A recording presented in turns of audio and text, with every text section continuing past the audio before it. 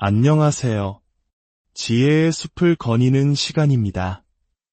오늘 우리가 함께 나눌 이야기가 여러분의 마음에 깊은 울림과 평안을 가져다 주기를 기도합니다. 메시지를 듣기 앞서 잠시 시간을 내어 구독과 좋아요를 눌러주신다면 이 희망의 이야기가 더 많은 분들에게 닿을 수 있는 큰 힘이 됩니다. 여러분의 작은 손길이 누군가에게는 큰 위로가 될 수 있습니다. 참여해주시는 모든 분들의 삶에 하나님의 은혜가 가득하기를 축복합니다. 우리는 분열의 시대를 살아가고 있습니다. 세대와 세대, 지역과 지역, 그리고 이념과 이념 사이에 보이지 않는 벽들이 너무나도 높이 세워져 있습니다. 때로는 이 벽이 너무나 견고해서 과연 우리가 하나가 될 수 있을까 하는 깊은 회의감에 빠지기도 합니다. 특히 우리 한민족에게 분단이라는 단어는 뼈아픈 현실입니다. 세계 유일의 분단국가로서 우리는 수십 년간 같은 민족이 서로를 겨누고 살아가는 비극을 겪고 있습니다. 성경 에베소서에 나오는 적대감의 벽이라는 표현을 들을 때 우리 한국인들은 그 누구보다 먼저 휴전선을 떠올릴지 모릅니다. 이처럼 눈에 보이는 그리고 눈에 보이지 않는 분열의 벽 앞에서 우리는 어떤 희망을 찾을 수 있을까요? 오늘 우리는 성경이 제시하는 놀라운 해답을 향해 긴 여정을 떠나보려 합니다. 그것은 세상이 말하는 방식과는 전혀 다른 근본적이고도 혁명적인 화해의 길입니다. 성경의 첫 부분인 창세기는 인류 역사의 시작을 보여줍니다. 처음 몇 페이지를 제외하면 창세기 1장부터 11장까지는 사실상 인류의 타락과 분열의 역사로 가득 차 있습니다. 하나님을 떠난 인간이 어떻게 서로를 미워하고 교만해지고 결국 흩어지게 되는지를 적나라하게 보여주는 비극의 기록입니다. 이 깊은 어둠 속에서 창세기 12장에 이르러 마침내 한 줄기 빛이 비칩니다. 하나님께서 아브라함이라는 한 사람을 부르시며 약속하십니다. 내가 너로 큰 민족을 이루고 내게 복을 주어 내 이름을 창대하게 하리니 너는 복이 될지라. 땅의 모든 족속이 너로 말미암아 복을 얻을 것이라. 여기서 모든 족속이라는 말에 주목해야 합니다. 우리가 흔히 국가라고 번역하는 이 단어는 사실 국경과 헌법으로 나뉜 현대적 의미의 국가라기보다는 고유한 언어와 문화를 가진 다양한 민족 그룹 즉 에스노즈를 의미합니다. 하나님은 처음부터 아브라함의 후손, 즉 이스라엘 민족만을 위한 계획을 세우신 것이 아니었습니다. 이스라엘이라는 한 민족을 통해 이 땅의 모든 민족, 모든 문화권의 사람들을 축복하고 구원하시려는 거대한 계획을 시작하신 것입니다. 이 놀라운 계획은 구약 성경 전체를 통해 끊임없이 나타납니다. 우리는 가나안의 이방 여인이자 기생이었던 라합이 이스라엘 백성을 돕고 구원받는 이야기를 봅니다. 이방 민족이었던 모압 출신의 여인 룻은 다윗 왕의 증조할머니가 됩니다. 놀랍게도 이 두 이방 여인은 예수 그리스도의 족보에 당당히 이름을 올립니다. 하나님은 왜 구원자의 혈통의 이방인, 그것도 사회적으로 소외되었던 여성들을 포함시키셨을까요? 그것은 바로 하나님의 구원은 인종이나 신분, 과거의 허물을 뛰어넘는다는 것을 분명히 보여주기 위함입니다. 이러한 하나님의 마음은 신약 시대의 마지막 책인 요한계시록에서 가장 찬란하게 펼쳐집니다. 새 하늘과 새 땅이 임하는 마지막 날의 모습을 이렇게 묘사합니다. 만국이 그 빛 가운데로 다니고 땅의 왕들이 자기 영광을 가지고 그리로 들어가리라. 많은 신학자들은 이 구절을 통해 천국의 문화가 결코 단일 문화가 아닐 것이라고 말합니다. 오히려 이 땅의 모든 민족과 문화 속에 하나님께서 심어두신 가장 아름답고 선하고 창의적인 가치들이 온전히 회복되어 하나님께 영광을 돌리게 된다는 것입니다. 각 문화의 고유한 아름다움이 사라지는 것이 아니라 죄로 인한 왜곡된 부분만 제거되고 그 본연의 찬란한 빛을 발하게 되는 것이죠. 천국은 마치 세계 각국의 가장 아름다운 보석들이 한데 모여 조화를 이루는 거대한 박물관과 같을 것입니다. 이것이 바로 민족과 문화의 다양성을 향한 하나님의 크고 아름다운 그림입니다. 하지만 성경은 동시에 이 길이 결코 쉽지 않다는 현실 또한 외면하지 않습니다. 죄의 본성을 가진 인간은 본능적으로 자신과 다른 것을 배척하고 비슷한 것끼리만 뭉치려는 경향이 있습니다. 우리는 우리와 같은 언어, 같은 피부색, 같은 배경을 가진 사람에게서 안정감을 느낍니다. 이 본능적인 끌림이 바로 인류 역사 속 수많은 갈등과 차별, 심지어는 전쟁의 씨앗이 되어왔습니다. 이러한 인간의 깊은 적대감을 예수 그리스도는 어떻게 해결하셨을까요?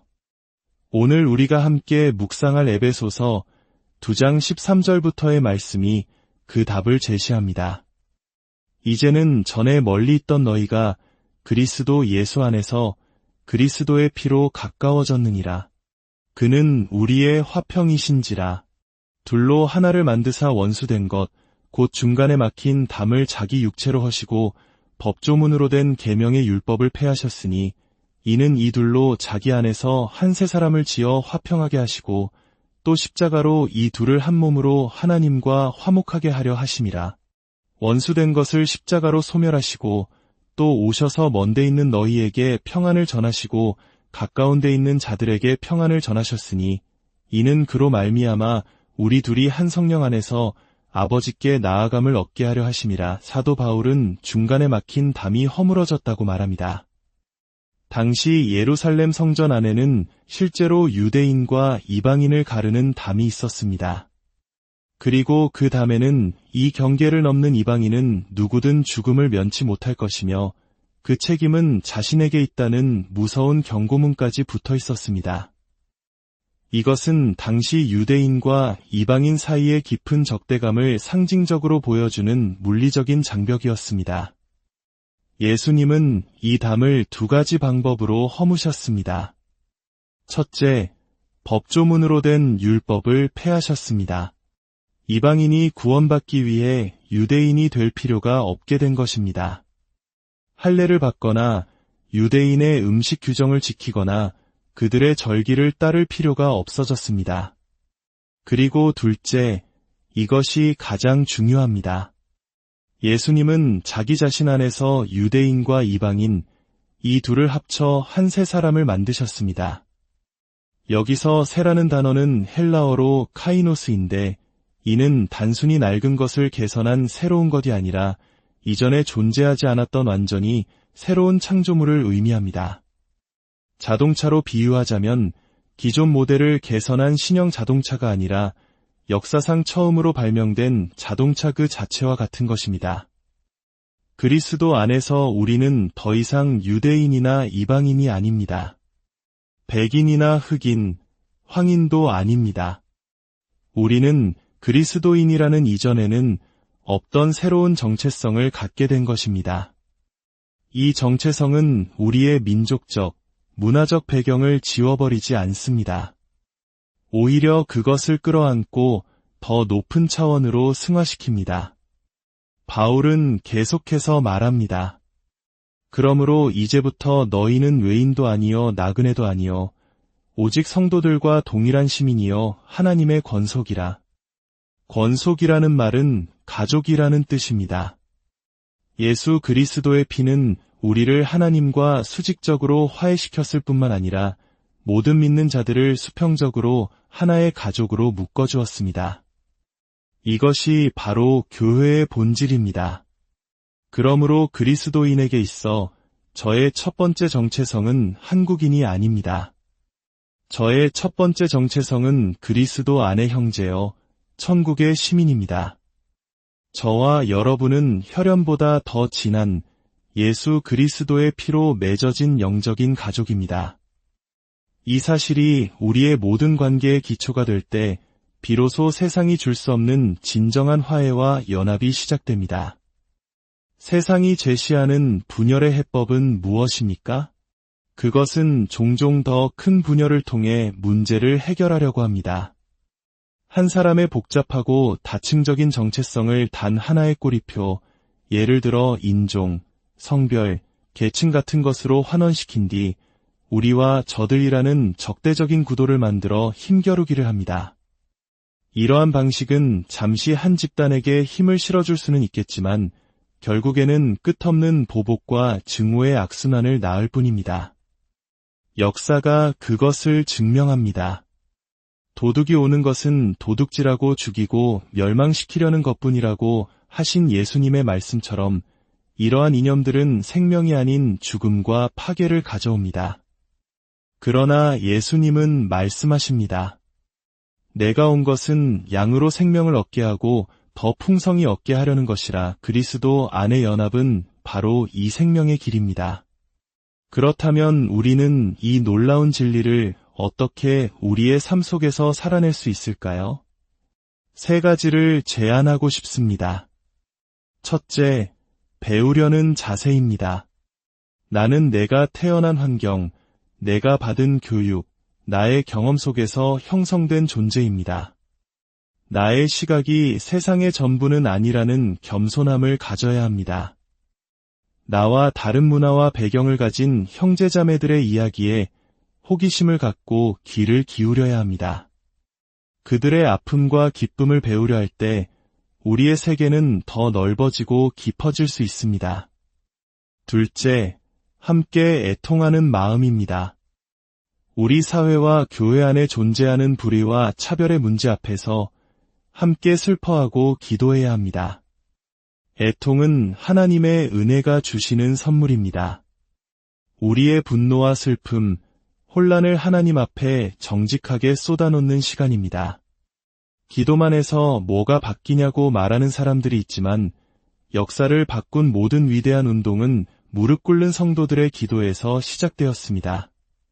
악한 영적 세력과의 싸움은 인간의 의지나 힘이 아닌 기도를 통해 부어주시는 하나님의 능력으로만 승리할 수 있습니다. 셋째, 삶으로 살아내는 것입니다. 배운 것과 기도한 것을 바탕으로 우리의 삶의 자리에서 어둠을 밀어내는 삶을 살아야 합니다. 이것은 단번에 완성되는 것이 아닙니다. 때로는 실수하고 서로를 오해하고 상처를 주기도 할 것입니다.